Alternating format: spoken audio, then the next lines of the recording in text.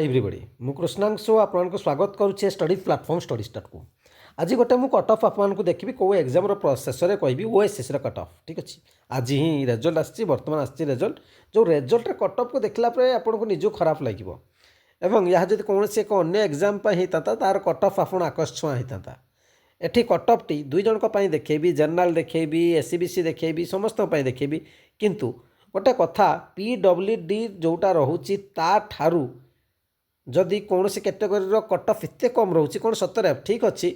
Reservation रहा नितांत आवश्यक और रिजर्वेशन अनुसार सिलेक्शन होती जी पोस्ट से अनुसार सिलेक्शन होती कहीं कट अफ कम जाए विषय मुझे डिटेल्स एनालिसिस करके कहि प्रथम कथा कट अफ टी देखूँ 100 मार्क आपंकर एग्जाम होता जो एग्जाम होता 100 मार्क से जनरल हूँ 29 जनरल ओमेन जा 29 सेम अच्छी केते मार्क 100 मार्क जहाँ को आम कह अन्य एग्जाम अपेक्षा कम जाइए ठीक अच्छे ये पोस्ट थिला टेक्निकल पोस्ट था लास्ट कभी कहीं जाइए ये एससीबीसी जो देखिए 23.5 एससीबीसी ओमेन 23.5 एससी 1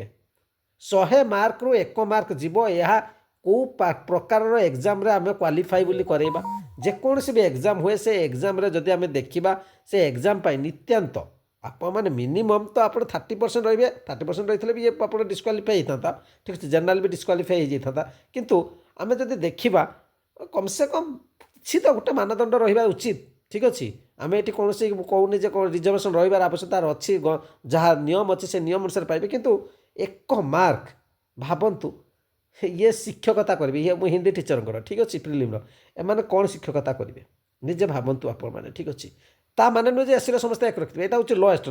या बहुत भल मार्क थे पिला भी थे अधिक रखिए 29 नुहे ताऊपर भी थे पिला 30 मार्क 50 मार्क भी थे मुझे कथा कहूनी ठीक अच्छे कट अफ कहले जोटा लोएस्ट जो जी थाए आपंकर ये जो सिलेक्शन होती आप देखुं 2501 तार लोएस्ट को कहुए से लास्ट नि जाए ठीक अच्छे कट अफ एवं यह जेहेतु गोटे टेक्निकल पोस्ट हो हिंदी टीचर मानकर हो तेणु क्षेत्र से जो क्वालिफिकेशन थाए से क्वालिफिकेशन पिला ना जो कट अफ टी कम जाऊँगी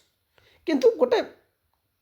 कम से कम से सिलेक्शन आम टीचर नवा से हिसाब से आमको नवाक पड़ो जदि ना अन्य कैटेगोरी पूरेबा ता माने नुहे जो किसी जानी नथिबे से कौन शिक्षकता देवे 1 मार्क जी रखुची से कौन आप करेंगे आप निजे भावतु ठीक अच्छे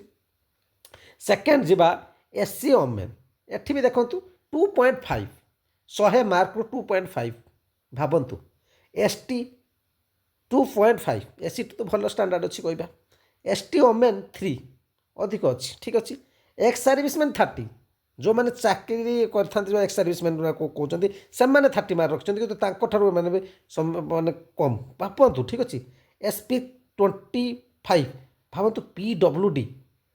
भावतु ना से कौन एम सतरे ताठू भी हीन भावतु निजे ठीक अच्छे कम से कम एम सुजोग देवा उचित जदि से एम सुजोग देवा उचित एम स्कोर देखूँ आप निजे देखूँ ठीक अच्छे बहुत भल स्कोर एम अच्छी से तुलन जदि करवा रिजर्वेशन रहा उचित रिजर्वेशन एम आवश्यकता अच्छी भी एम दे दिंतु से जगह ठीक अच्छे गोटे मिनिमम कम से कम क्वालिफाई से पोस्ट फाँका रो ठीक अच्छे अन्य कैटेगोरी पिला से दिन चलतु कि कौन मिनिमम क्वालिफाई गोटे रहा दरकार एजुकेशन उपर स्टैंडर्ड एजुकेशन दरकार ठीक अच्छे से गोटे शिक्षक शिक्षकता कर कम से कम तो गोटे एजुकेशन ठीक से पाइबा दरकार पिला प्रथम हूँ एजुकेशन आम जब कह आमको रिजर्वेशन दरकार अच्छे माने नुहे जदि पिला से योग्य पिला ना अयोग्य पिला नहीं बसईदेवा जदि 1 मार्क रे योग्यता हासिल हो जाए ठीक अच्छे एवं आपण को जाकि जिते यही मैंने पढ़ेबे ठीक अच्छे आपण गाँ गहली में पढ़ेबे से बुझीपारे आपण पिला कौन शिखुंट से हो हल्ला कर किसी माने ना तेणु ये हूँ आज सिचुएसन जो थे आप मैंने देखिए 1 मार्क 2.5 2.75 रखिकी भी आप मैंने शिक्षकता करें ये आप बुझीपारे ये थिला आप मानकर आजिका डेट्र ठीक अच्छे हिंदी टीचर बोधे चलते फास्ट मुझे देखिए दूसरी आप देखूँ एलटीआर थिला जोटा main written examination Hindi teacher prelim जोटा केस फाइल होता पुणी होता आज रेजल्ट आसी तार कट अफ आप मतामत अपेक्षा रही धन्यवाद।